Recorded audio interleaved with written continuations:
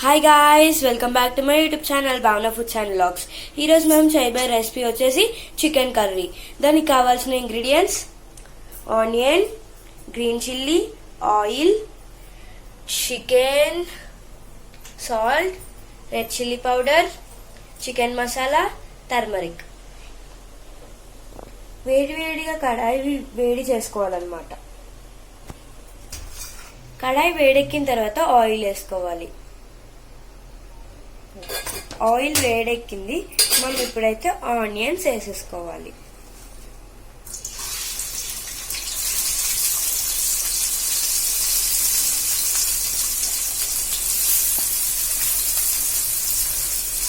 పచ్చిమిరపకాయలు కూడా వేసేసుకోవాలి. Green chillies. ఇప్పుడు ఇందులో చిటికెడంతా పసుపు వేసుకోవాలి. సాల్ట్ వేసుకుంటే తొందరగా మగ్గిపోయింది. ఇప్పుడు నేనైతే కేజీ చికెన్ వండుతాను అనమాట. అందుకు కేజీకి చికెన్ సరిపోయే ఉల్లిపాయలు నేను వేసుకున్నాను. ఉల్లిపాయలు అయితే బాగా వేగిపోయాయి. ఇందులో చికెన్ వేసేసుకుందామా.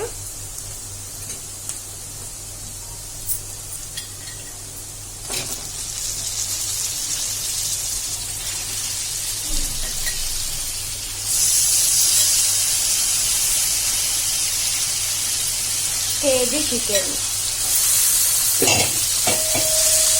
బాగా మిక్స్ చేసేసుకున్నాం.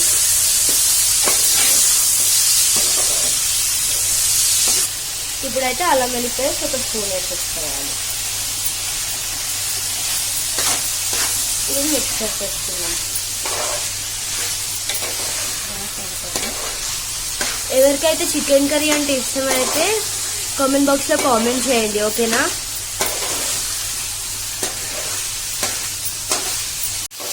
అల్లం వెల్లుల్లి పేస్ట్ ముక్కలు అన్నిటికీ పట్టేసిన తర్వాత కారం వేసేసుకుందాం మనం.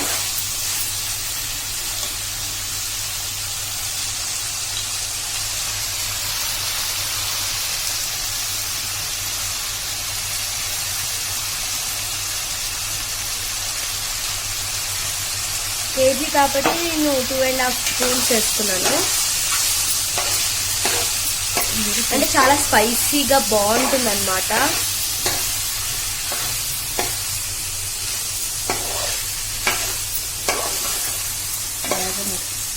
బాగా మిక్స్ చేసుకోవాలి.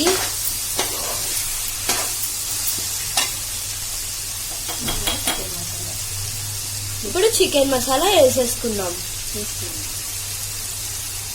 2 స్పూన్స్ చికెన్ మసాలా.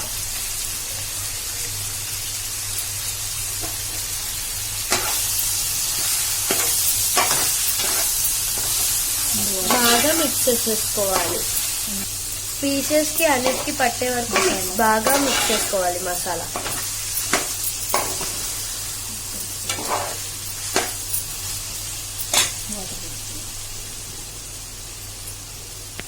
బాగా మంచిగా ముక్కలకి మసాలా పట్టిన తర్వాత వాటర్ యాడ్ చేసేసుకోవాలి మనం.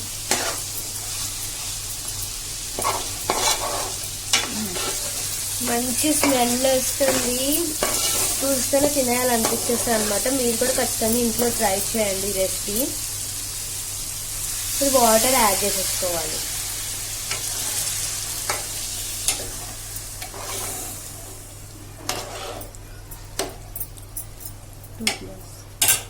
టూ మినిట్స్ ఆగాలి మనం. ఇప్పుడు ఇది చికెన్ కాబట్టి నేను 2 గ్లాసెస్ వాటర్ వేసుకున్నాను. కర్రీని 2 మినిట్స్ ఉడకబెట్టుకుందాం మూత పెట్టేసి, ఓకేనా.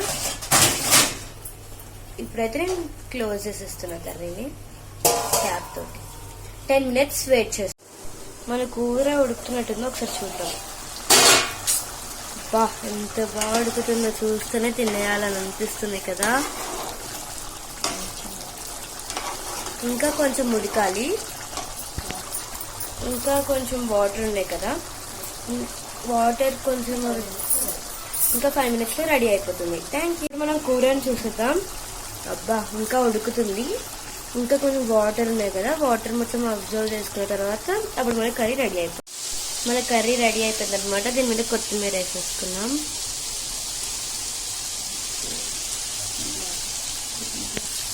మంచి స్మెల్ వస్తుంది. ఈ కర్రీ అయితే చపాతీలోకి, పరాటాలోకి, రైస్కి చాలా బాగుంటుంది అనమాట. కంపల్సరీ మీరు కూడా ఇంట్లో ట్రై చేయండి. Like, share and subscribe. Bye bye.